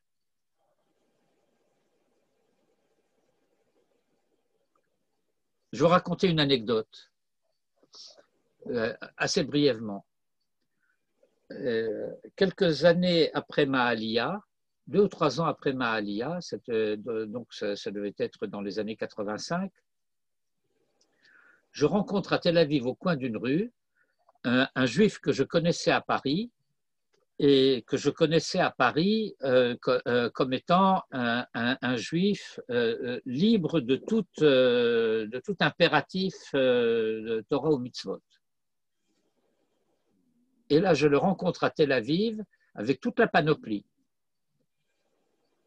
péotes, la barbe, les péotes, les tzitziot dehors, caftan, enfin bref, la panoplie complète. Alors, il voit les points d'interrogation majuscules dans mon regard. Il me dit, ça t'étonne, hein? J'ai dit, bah oui. Alors, il me dit, je vais te raconter ce qui s'est passé. J'ai un cousin qui fréquentait le Rav Rothenberg, chez qui j'étudiais également avant ma Aliyah. Et ce cousin me tannait la peau, viens écouter le Rav. Alors, une fois, je me suis laissé entraîner, je suis allé écouter le Rav. Et après le limoud, nous avons eu un entretien, on a discuté. Et je lui ai dit, ben, moi, je ne peux pas faire le Shabbat parce que je suis un grand fumeur et je ne peux pas m'empêcher de fumer. Et le Rav m'a dit, et le fait de fumer, ça t'empêche de faire le reste? Et ça fait tilt. J'ai compris que c'est une mémora du Talmud qu'on ne comprend pas toujours de cette manière. Et nos mitzvot ravilot ravilot. Les mitzvot, ce n'est pas un package deal de tout ou rien.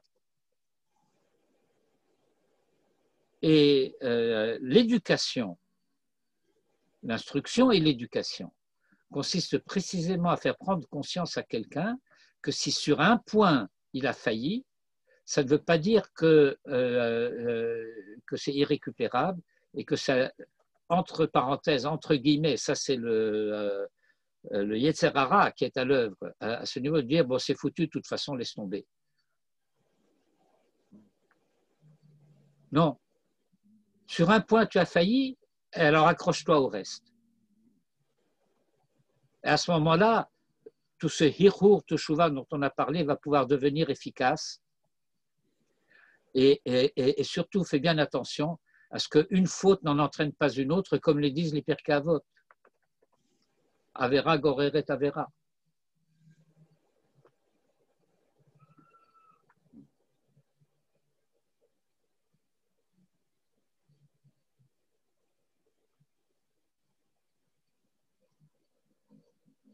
Alors, on va lire un peu le Malbim et je vous enverrai donc dans le WhatsApp, je vous enverrai le texte et vous pourrez faire l'exercice de lecture aussi bien de la suite de Rashi et du Malbim.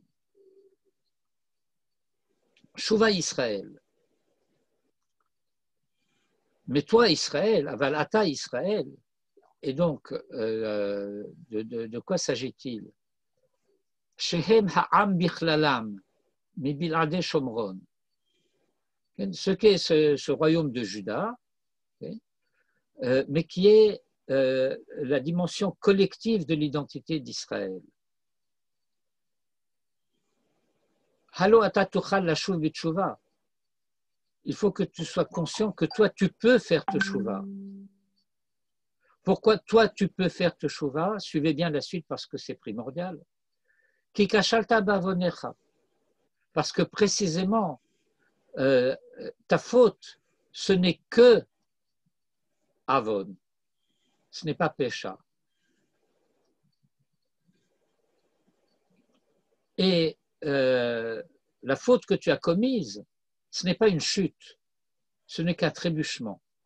Tu n'as que trébuché dans ta faute, pas plus que ça. Je vais vous rappeler, pour certains d'entre vous qui ont pu l'avoir entendu, et je vais vous apprendre pour ceux qui ne l'ont pas entendu, un enseignement très important de Manitou sur la mentalité halachique juive. C'est que les avertissements avant la faute, c'est toujours que la faute, c'est extrêmement grave. Donc ne la fais pas, parce que la faute, c'est très grave. Mais après la faute, eh bien, il faut que tu comprennes que ce n'est qu'une faute.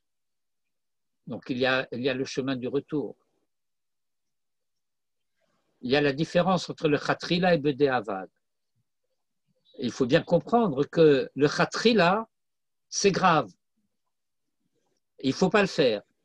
Mais si tu l'as fait et que tu fais teshuva, alors comme il est nocé avon, il va prendre sa part, comme j'ai expliqué tout à l'heure, de la partie, comment dirais-je, où tu as acquiescé à une contrainte. Mais cette contrainte, elle existait. Parce que toi, tu n'as pas fauté par révolte et rébellion. Rak nirshalta. Tu as trébuché. Et si tu as trébuché, c'est parce que, eh bien, il y a des gens qui t'ont aidé à trébucher, il y a des gens qui t'ont incité à trébucher, à l'aider à marcher l'imotra, ceux qui cherchent à te faire tomber, qui en l'occurrence, politiquement parlant, Shehem Malché Shomron, qui sont les rois du royaume du Nord. Et sous l'influence de ces rois du Nord, du royaume du Nord, Haïta que Shogeg ou que Anus. Tu étais comme quelqu'un qui était Shogeg ou quelqu'un qui était contraint. Veishlachat Akana. Et ça se répare. Vehine, Trila Amar Shuva Ad Hashem. Il comprend bien. Au début, il a dit reviens jusqu'à Hashem, Ad Hashem. Milat Ad, Metzayen She Hashem Omed Rachok Mehem. Cela indique que Dieu est encore loin. Et ça veut dire que si Dieu est encore loin, c'est que eux sont loin. Et il faut que eux couvrent une partie du chemin dans sa direction. Adamakom asher husham. Ça, c'est pas littéral, mais ça veut dire dans la bonne direction. Et qu'est-ce que ça veut dire dans la bonne direction? Ça veut dire, Rotzelomar, chez Yazvu et avonotehem akodmim, veitchartu al ha'avar. Ça veut dire que le processus de la teshuva, il commence d'abord par le fait de regretter et de rejeter les fautes qui ont été commises. Ça veut dire, bon, j'ai fauté, mais je ne le fais plus. Et ce n'est pas encore la teshuva vraiment. C'est encore dans une certaine mesure ce qu'on appellerait en français le remords. C'est nekifot matzpoun, comme on dit en hébreu.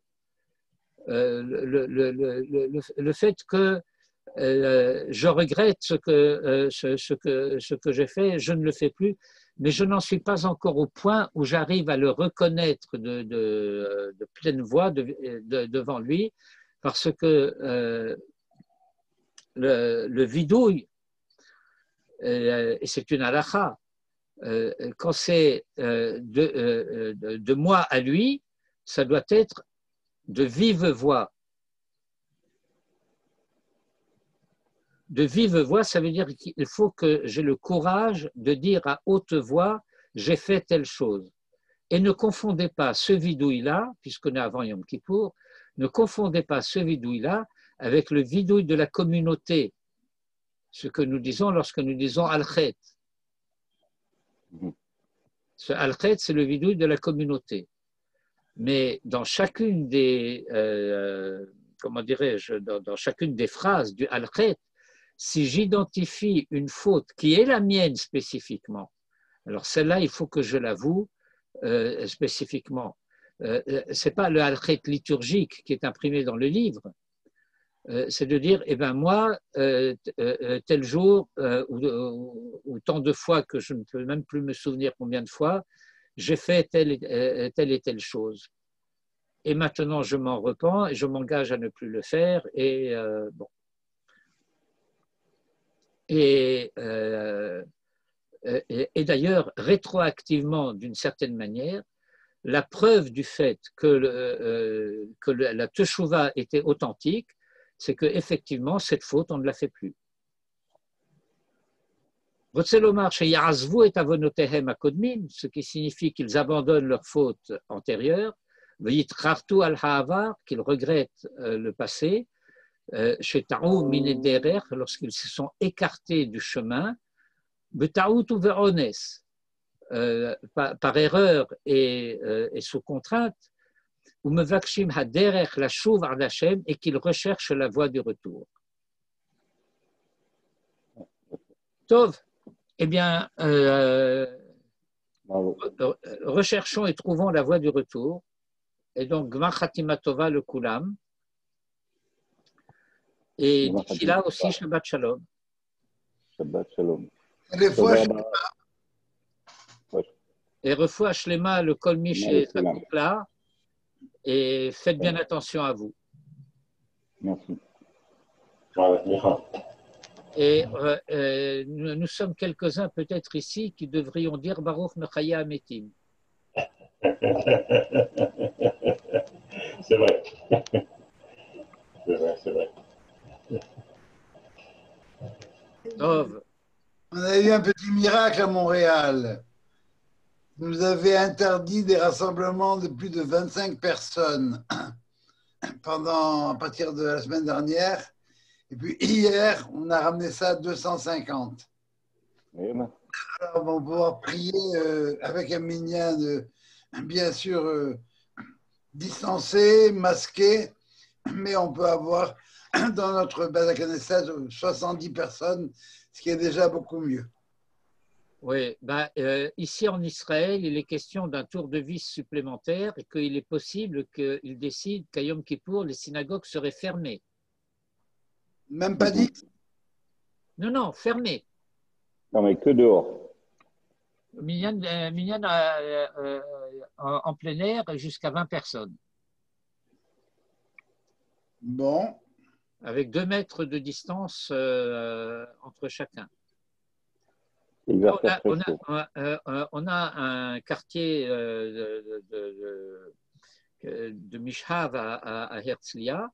On avait un minyan où il y avait des gens qui étaient en bas sur une espèce de terre-plein. Il y avait des gens qui étaient à leurs fenêtres. Mm-hmm. Oui, c'était bon.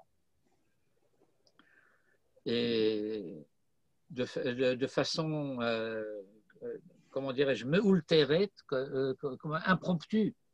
Hein? Eh bien, quelqu'un de la famille, quelqu'un de proche de celui qui devait être le Baal Tfila de Shacharit, a été testé positif. Et donc, le Baal Tfila Shacharit s'est trouvé en bidoud. Et puis, le Baal Koré aussi et le Baal Tokea également. Ce qui fait que mon fils a été le 2e jour de Rosh Hashanah. Le 1er jour, il était déjà Baal Shacharit. Et le 2e jour, il était Baal Shacharit, Baal Kriya et Baal Tokea.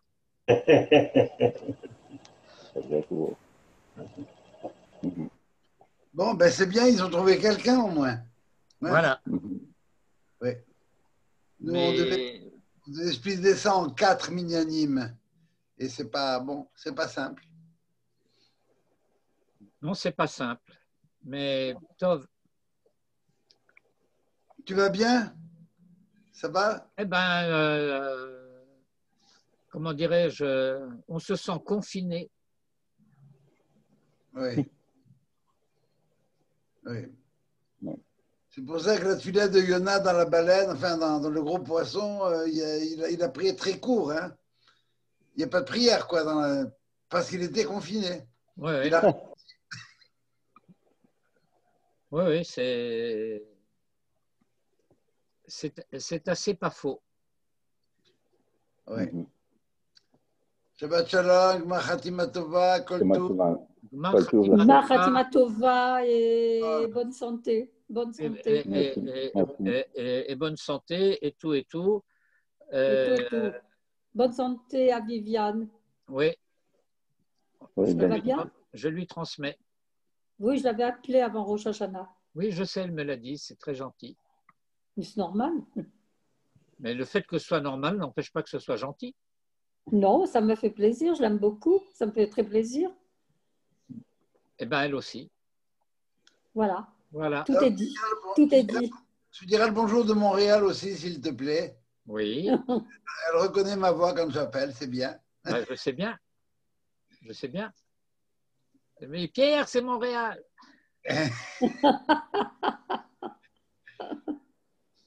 Allez. Voilà. Alors, bonne Oui, nuit. Bonne nuit, il est presque 10 heures chez vous, c'est ça? Oui, Oui, presque 10 heures. il est 10h moins 10 et moi j'ai encore une longue nuit dont j'espère qu'elle ne sera pas totalement blanche. Une nuit De travail. de Torah ou professionnelle? Et comment dirais-je, les deux, mon capitaine. Moi, ma profession, c'est de travailler dans la Torah. Mato Manuto. Je participe à l'effort de traduction de l'édition Steinsaltz du Talmud. Ouh là là, c'est un gros boulot ça. Ah oui, Mhm. oui. Kol hakavod, ouais. Ça fait presque 15 ans que je fais ça. Ah oui? Eh oui, mais c'est devenu une partie de plus en plus importante de mon temps de travail parce que ça s'est amplifié, etc. Et maintenant, ça représente quasiment 90% de mon activité. Il y a quelqu'un qui s'occupait aussi, je ne sais plus comment il s'appelait, il a parlé là pendant la semaine de Shiva. Il était à Toulouse avant, je ne me rappelle plus son nom, et qui était très proche du Rav Steinsaltz, qui a fait ses traductions aussi. Je ne me rappelle plus son nom. Eh bien, Yonosei, moi, je connais l'équipe de traduction qui est ici à Jérusalem. Mais nous avons effectivement, étant donné que l'essentiel du travail se fait en télétravail, alors nous avons des traducteurs de par le monde. Il y en a en Israël, il y en a en France. Quelle différence Non, avec... non, mais lui, il est à Jérusalem. Lui, il est à Jérusalem. Il a traduit. Non, non. Il a fait toute une conférence pendant la Shiva Mais d'accord, du mais Rav Steinsaltz. je ne sais pas ce qu'il a traduit, puisque moi, Ah ben moi non plus. non, parce que le traducteur que je connais, lui, il est de Strasbourg et de Paris, puisque c'est le frère du grand rabbin de Paris. De Korcia? Ah non, Non, ça c'est la non. Guggenheim. Le grand rabbin de France, Korcia. Le grand rabbin de Paris, c'est le Rav Guggenheim, Oui. qui est le fils du Rav Ernest Guggenheim, Zechro Livracha. Oui, oui. Donc son frère est depuis des années le traducteur du Talmud Steinsaltz. Quelle nécessité... Enfin, il y a déjà une traduction dans l'autre série qui est faite en hébreu, etc. Traduction, commentaire et tout ça dans l'autre série. Je ne sais pas si c'est Art Scroll ou autre chose. Tu vois de quoi je parle? Je ne sais pas si je vois de quoi tu parles. Il y a actuellement, bon, j'ai 1 ou 2 volumes du Talmud traduit. Traduction du Talmud avec les commentaires en bas de page. Oui, mais comment dirais-je? La traduction du Talmud de l'édition Steinsaltz, c'est quelque chose qui a commencé il y a une trentaine d'années. Oui. Il y a eu des interruptions, il y a eu des problèmes de changement de distributeur, d'éditeur, enfin toutes sortes de choses. Enfin, il y a quand même une priorité, si je puis dire, à cet effort du Talmud Steinsaltz. Et le fait que certains ont décidé de vouloir faire la concurrence, c'est leur problème. C'est à eux qu'il faut poser la question, quel intérêt? Mhm. Non, mais ce que je veux dire, c'est que la traduction en français, elle existe déjà, quoi. Mais non, mais c'est nous. C'est-à-dire qu'on n'a pas pris l'initiative maintenant de faire une traduction. Art Scroll est venu après Steinsaltz, plusieurs années après.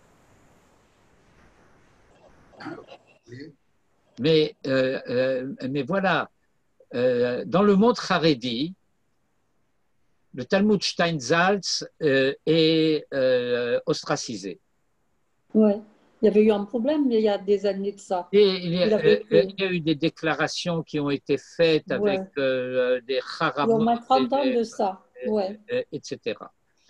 Et donc, ceux qui considèrent que le Talmud Steinsaltz, c'est Pasoul, Treif, Tamé, etc., il ne faut pas toucher, ont décidé qu'il fallait qu'il fasse, je pense que c'est dans l'édition Art Scroll, de traduire en français l'édition Schottenstein.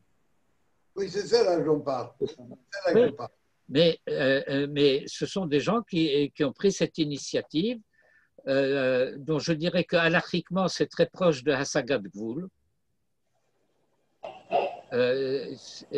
Vous savez, tout le monde parle de la halacha et personne ne la respecte. Je vais vous donner deux exemples très rapidement, et c'est presque anecdotique. Il y a dans ma bonne ville de Herzliya une pâtisserie, au demeurant certainement excellente, mais qui a le hercher du Badatz et qui n'a pas de hercher de la Rabbanout Amekomit. C'est la cache-route qui cache la route. Or ça, c'est d'un point de vue strictement halachique, interdit parce que c'est Hasagat Gvul. Tu veux ajouter à la cache-route de la Rabbanout Amekomit une cache-route supplémentaire parce que tu penses que certains ne mangeront pas de cette cache-route pour telle ou telle raison, peu importe laquelle, mais tu n'as pas le droit de bafouer la Rabbanout Amekomit. C'est un Issur Torah. Alors, ils ont un hercher en béton armé, mais cela dit, le respect des règles de non-concurrence déloyale, ça,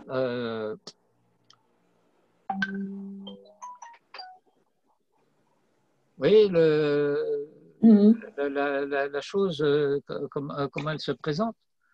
Bon, et puis le deuxième exemple que je vous donnerai, c'est l'exemple de certains journaux, revues, des feuillets parfois qu'on distribue dans les synagogues, etc., qui existent également, dont je ne sais pas si en ce moment ils sont à l'arrêt ou quoi, en français.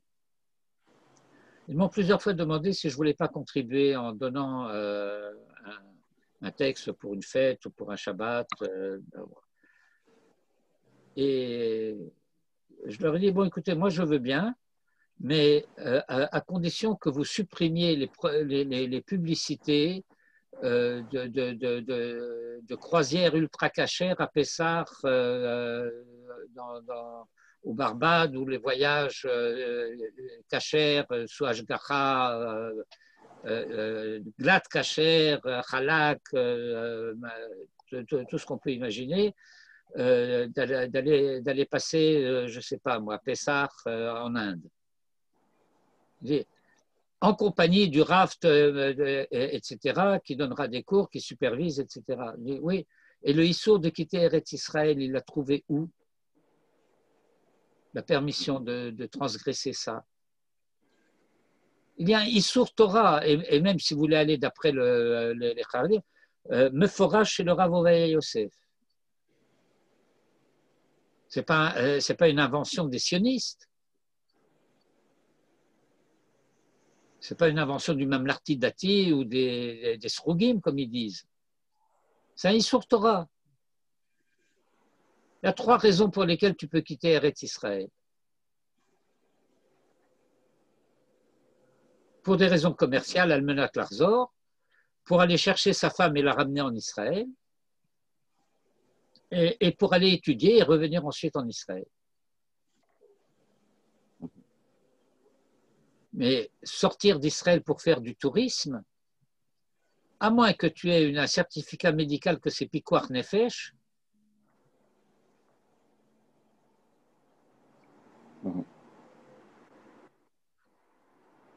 alors ça, on s'en fout. Donc, tu n'as pas contribué.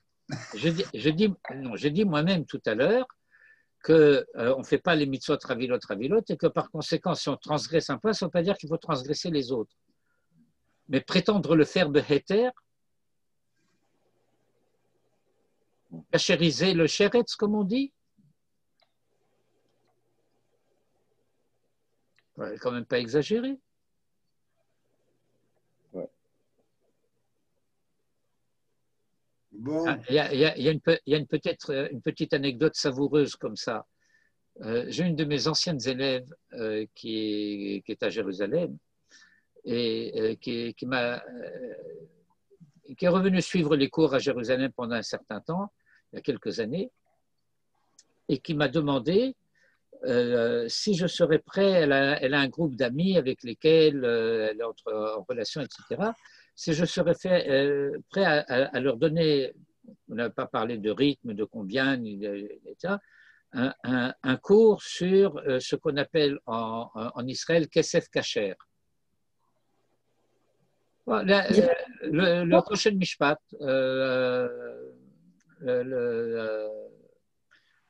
non, qu'est-ce que je raconte? C'est pas le prochain Mishpat, c'est le. J'ai un lapsus, je suis en train de dire de la Shonara. Et donc de donner un cours sur le droit commercial juif. Alors ça, elle m'a parlé de ça au mois de juin. Je lui dis, bon, moi je veux bien, mais enfin il faut me prévenir si ça se tient, si ça ne tient pas, il faut quand même que je prépare des cours, que je vois, etc. Bon. Alors, je lui pose la question au mois d'août. Elle me dit, ben, je ne sais pas encore, je ne les ai pas revus après les vacances, etc. Alors, au mois de septembre, on se revoit. Alors, je lui dis, nous, ils m'ont dit qu'ils préfèrent ne pas savoir. Ils ont raison. Ouais, c'est pas mal. oui, on éteint la lumière et on mange les dates, bien sûr. Ouais, On éteint la on lumière. sent les mêmes peines. Voilà. Tov. Merci beaucoup. Shabbat shalom. Shana Tova. Laïla Tov. Khatima Tova, tout le monde. Khatima Tova. Merci beaucoup. Shabbat Shalom, Gmar Khatima Tova, et j'espère qu'on se reverra avant Sukkot. Dieu Nous veut. aussi. Leïtraot. Enfin, pour l'instant, le Zoom n'est pas Moi, confirmé. j'ai déjà eu des mitnadvim, des bachurim d'Ibn Akiva qui sont venus me construire ma souka. Ah, il fait. Parce qu'ils ont dit ils ne savent pas ce que sera le Seger la semaine prochaine, s'ils auront le droit Birklal de sortir de chez eux. Alors, aujourd'hui, ils pouvaient, donc ils sont venus construire la souka aujourd'hui. C'est sympa. Eh oui. Bon, la mienne, ça fait 10 ans que je ne la fais plus. Bon, je dois dire à votre décharge que vous n'en avez pas l'obligation. C'est vrai, mais on a pris une belle terrasse pour faire une souka. Je n'ai pas dit que vous n'aviez pas le droit. Non, mais je sais, mais c'est difficile. Ben oui, mais j'ai dit que vous n'étiez pas obligé. C'est pour ça que je ne le fais pas. Voilà. Allez, on va se dire bonsoir et bonsoir et Gmar Shabbat Khatima Tova. Shalom et Gmar Bonne Khatima santé. Tova. Et bonne santé. Au revoir. Et prenez soin de vous. Amen. Amen.